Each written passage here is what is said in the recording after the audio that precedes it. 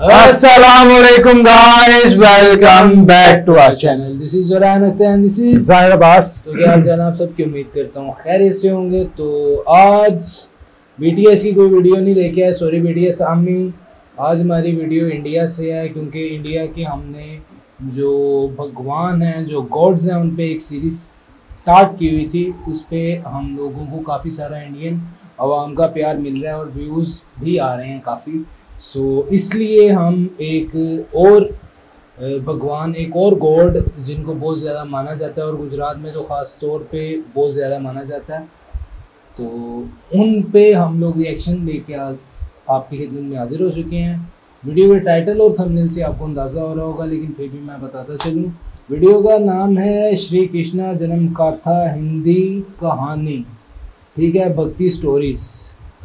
अब इस वीडियो में जन्म गाथा के बारे में बताया जाएगा, बर्थ स्टोरी बताई जाएगी। उससे पहले आप हमारे चैनल को सब्सक्राइब कर लें, बेल आइकन को प्रेस कर दें, और अगर हमारी वीडियो ज़्यादा अच्छी लग रही हैं तो इंस्टाग्राम पे फॉलो करना मत भूलिएगा, लिंक आपको डिस्क्रिप्शन में मिल जाएंगे। अब वीडियो स्टार्ट करते हैं without wasting any further time. और आपसे ही रिक्वेस्ट है कि आप काली माता के बारे में इस तरह की डिटेल वाली वीडियो हमें सजेस्ट करें, क्योंकि जिस तरह इसमें पूरी डिटेल बताएगी ना श्री कृष्णा की, तो आप काली माता की भी हमें पूरी डिटेल प्रोवाइड कर दें। आप वीडियो स्टार्ट करते हैं। Let's get started. 3 2 1 and start.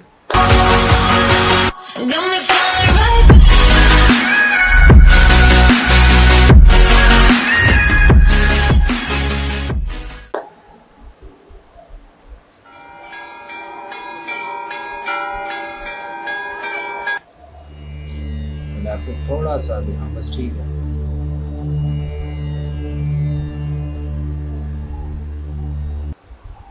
द्वापर युग में पृथ्वी पर राक्षसों के अत्याचार लगातार बढ़ने लगे।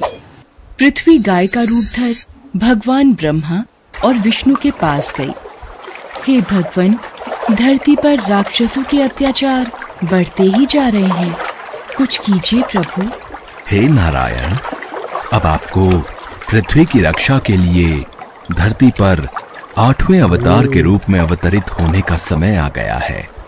ठीक है ब्रह्मदेव, मैं पृथ्वी का उद्धार करने के लिए मानव रूप में जन्म लूंगा। भोजवंशी राजा उग्रसेन मथुरा के राजा थे। उनका पुत्र कंस बहुत ही अत्याचारी स्वभाव का था। कंस ने उग्रसेन को राजगद्दी से उतारकर कारागार में डाल दिया। सैनिकों, पिताजी महाराज को काल कोठरी में डाल दो। आज से मथुरा नगरी में कंस का राज चलेगा। आज से महाराज उग्रसेन यहाँ बंदी बनकर रहेंगे और मथुरा नगरी पर मैं राज्य करूंगा। आशीर्वाद दीजिए पिताजी महाराज। कंस, तू मेरा पुत्र है, ये सोचकर मुझे लज्जा आ रही है। देखना, एक दिन तेरे पाप का घड़ा अवश्य भरेगा। कंस की छोटी बहन देवकी के विवाह की तैयारियां चल रही थीं। देवकी मथुरा के राजा उग्रसेन के छोटे भाई देवक की पुत्री थी। ये कंस की चचेरी बहन थी। अरे भैया कंस, आप आइए। प्रिय बहना देवकी, कल तुम इस महल से विदा हो जाओगी। तुम्हारे बिना ये महल सूना हो जाएगा। भैया कंस, आप मुझे बहुत याद आओगे। अगले दिन देवकी का विवाह वसुदेव नामक यदुवंशी सरदार से संपन्न हुआ। महाराज वसुदेव, मैं अपनी बहन देवकी से बहुत स्नेह करता हूँ, इसलिए देवकी बहन को मैं स्वयं अपने रथ पर ससुराल विदा करके आऊंगा। ये तो हमारे लिए बहुत ही सौभाग्य की बात है महाराज कंस। कंस देवकी और वसुदेव को छोड़ने चल पड़ता है। देवकी के पिता देवक उसे बहुत सारा धन, धान्य, संपत्ति आदि देकर विदा करते हैं। कंस देवकी और वसुदेव के साथ वार्तालाप करते हुए अभी आधे रास्ते ही पहुंचा था कि रास्ते में एक आकाशवाणी होने लगी। हे कंस, जिस देवकी को तू बड़े प्रेम से ले जा रहा है, उसी में तेरा काल बसता है। इसी के गर्भ से उत्पन्न 8वां पुत्र तेरा वध करेगा। तेरा वध करेगा। ये आकाशवाणी कैसी? नहीं, ये झूठ है। देवकी की कोख से जन्मा 8वां बालक मेरा वध करेगा? नहीं, ऐसा नहीं हो सकता। यदि ऐसा है तो मैं वसुदेव का ही वध कर देता हूं। हाँ, यही ठीक रहेगा। फिर मुझे कोई डर नहीं।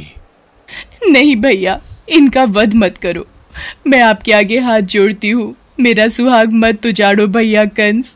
मैं आपसे वादा करती हूँ, मेरे गर्भ से जो भी संतान पैदा होगी उसे मैं तुम्हें सौंप दूंगी, पर इन्हें मत मारो भैया।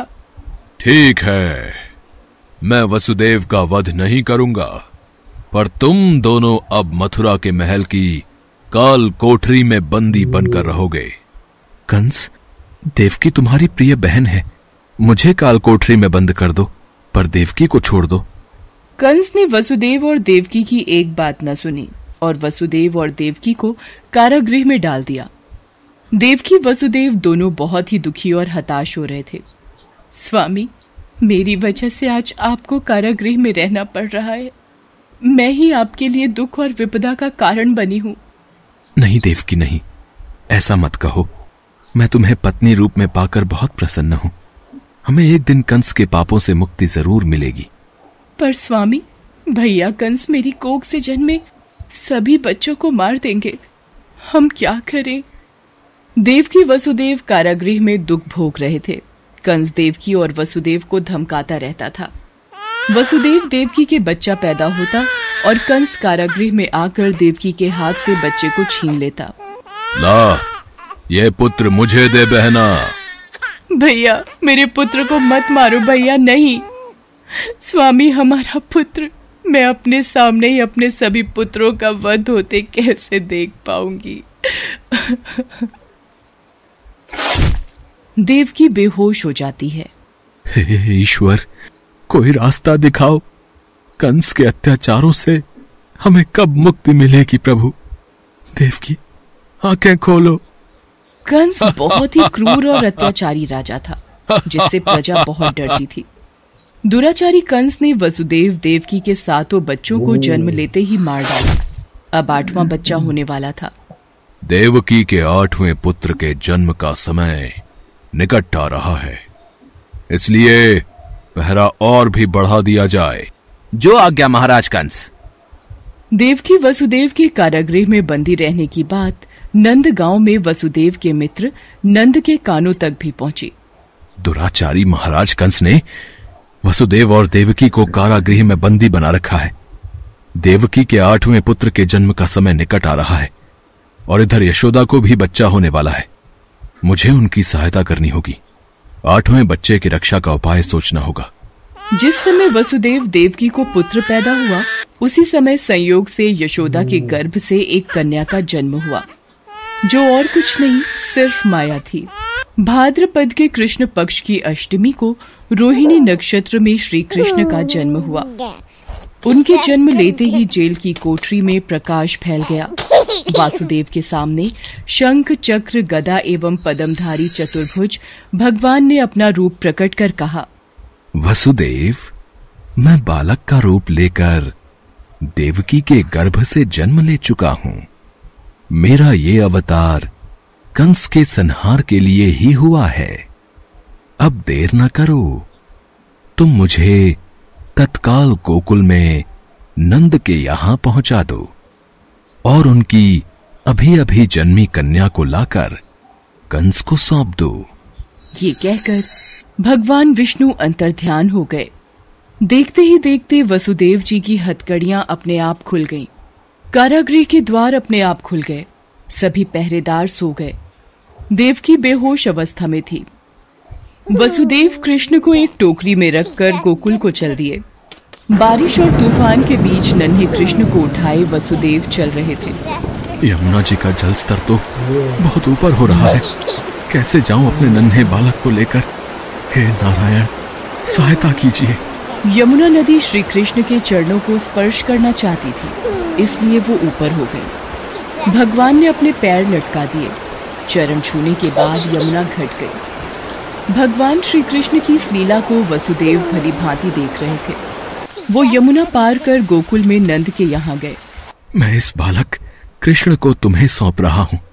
ये बड़ा होकर मथुरा वासियों को कंस के अत्याचारों से मुक्ति दिलाएगा। लाओ मित्र वसुदेव, यशोदा अभी गहरी नींद में है। मैं इस बालक को यशोदा की बगल में सुला देता हूँ। नंद माया रूपी कन्या को वसुदेव के हाथों में दे देते हैं। ये लो मित्र, इससे पहले कि कंस कारागृह में पहुंचे, तुम शीघ्र इस कन्या को लेकर वापस लौट जाओ। अच्छा, तुम धन्य हो मित्र, तुम धन्य हो। वसुदेव वापस कारागृह में लौट आते हैं और उनके लौटते ही कारागृह के द्वार अपने आप बंद हो जाते हैं। वसुदेव जी के हाथों में हथकड़ियां पड़ जाती हैं। हाँ, अरे ये तो बच्चे के रोने की आवाज है। महाराज कंस को सूचना देते हैं। देवकी, हमारे यहाँ 8वें पुत्र ने नहीं, पुत्री ने जन्म लिया है। क्या? अब ये तो पुत्री का जन्म हुआ है। पहरेदार कंस के पास जाते हैं। महाराज की जय हो। देवकी ने पुत्र को नहीं, पुत्री को जन्म दिया है। क्या? ऐसा कैसे हो सकता है? कोई बात नहीं, शायद मेरे प्रकोप से भगवान भी डर गए और पुत्र की जगह पुत्री का जन्म हो गया। ये तो विधि का विधान बदल गया, पर मुझे सावधान रहना होगा। मैं इस कन्या का भी वध कर दूंगा। भैया इसे छोड़ दो, ये तो कन्या है। आपको तो मेरे 8वें पुत्र से कष्ट था। कंस ने देवकी की एक न सुनी और कन्या को देवकी की गोद से छीन लिया। कंस ने जैसे ही कन्या को पत्थर पर पटक कर मारना चाहा, वैसे ही कन्या कंस के हाथों से छूटकर आकाश में उड़ गई और कन्या ने देवी का रूप धारण कर लिया।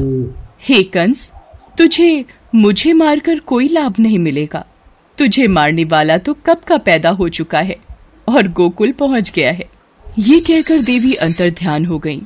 कंस ये दृश्य देखकर गुस्से से छटपटाने लगा और गुस्से में अपने महल में आ गया। कंस ने श्री कृष्ण को मारने के लिए अनेक दैत्य भेजे।